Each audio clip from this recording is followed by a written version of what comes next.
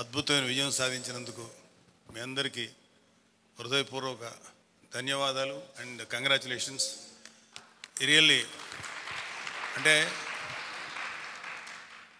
100% విజయం సాధించడం అనేది అన్హర్డ్. నేను ఇది ఎక్కడ వినలేదు, అంటే ఈవెన్ వరల్డ్లో ఎక్కడైనా జరిగిందో లేదో నాకు తెలియదు, కానీ ఇండియాలో మాత్రం ఎప్పుడు జరగలేదు. అందులో ఇంత 21 is a big number. 21 to 21 కొట్టడం అంటే ఇంత ఎఫర్ట్ వెనకాల 17 సంవత్సరాల శ్రమ దాని వెనకాల ఉంది. అది మన ప్రెసిడెంట్ పవన్ కళ్యాణ్ గారి శ్రమ. ఇంత విజయం మనందరం సాధించామంటే ఆయన 17 సంవత్సరాలు ఎంత మెంటల్గాను శారీరకంగాను ఎన్నో వ్యయ ప్రయాసాలు కోర్చి ఇలాగా అందరినీ ఒక విజయ పదంలో తీసుకొచ్చారంటే is an amazing personality, amazing person.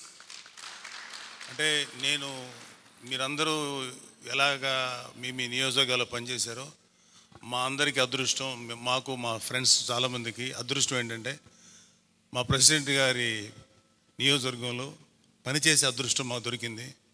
Ground లెవెల్లో మన జనసేనని అభిమానించేవాళ్ళు, కార్యకర్తలు, వీర మహిళలు, జన సైనికులు, నాయకులు వాళ్ళు ఎంత ప్రేమ చూపించారంటే నేను ఆ పిఠాపురం 45 days అనేది ఒక ఎన్రిచింగ్ ఎక్స్పీరియన్స్ నా జీవితంలో. చాలా నేర్చుకున్నాను, చాలా బాధ్యత కూడా తెలిసింది నాకు. అంటే ఇంతమంది ఒక్క వ్యక్తి వెనకాల నిలబడి చేశారు. మీరు ఎవరు తప్పుగా అనుకోనంటే ఒకటే ఒక మాట, ఈసారి ఈ ఎలక్షన్స్ మీరందరూ ఎంత శ్రమ పడ్డారు, వెరీ గుడ్. కానీ ఈ ఎలక్షన్ నడిపింది ఇద్దరు. ఒకళ్ళు మన ప్రెసిడెంట్ పవన్ కళ్యాణ్ గారు, మిగిలింది సామాన్యమైనటువంటి జన సైనికులు. వీళ్ళు నడిపారు. ఎందుకంటే కళ్ళారా చూసే నేను అక్కడ అసలు ఎవరు నాయకులు అనేవాళ్ళు లేరు. అక్కడ నాయకుల నుంచి ఎవరూ పట్టించుకోలేదు.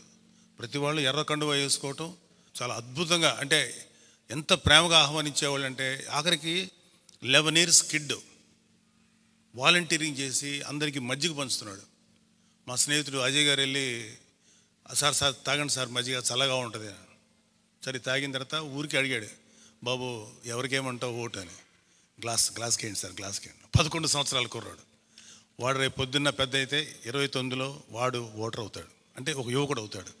అంటే అంత పెనిట్రేట్ అయ్యింది పిల్లల్లో, పెద్దల్లో.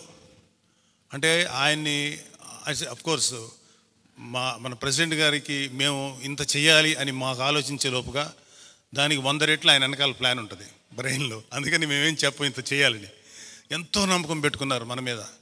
అలాగే మీ నియోజకవర్గాల్లో, అలాగే ఎంపీ స్థాయిని కాన్స్టిట్యుయెన్సీస్లో మీ మీద ఎంతో నమ్మకం పెట్టుకున్నారు. 21 మంది ప్లస్ 2 ఎంపీలు. మీరు నథింగ్ బట్ పవన్ కళ్యాణ్ గారి యొక్క ప్రతినిధులు. అంటే మీలో పవన్ కళ్యాణ్ గారిని చూసుకుంటారు.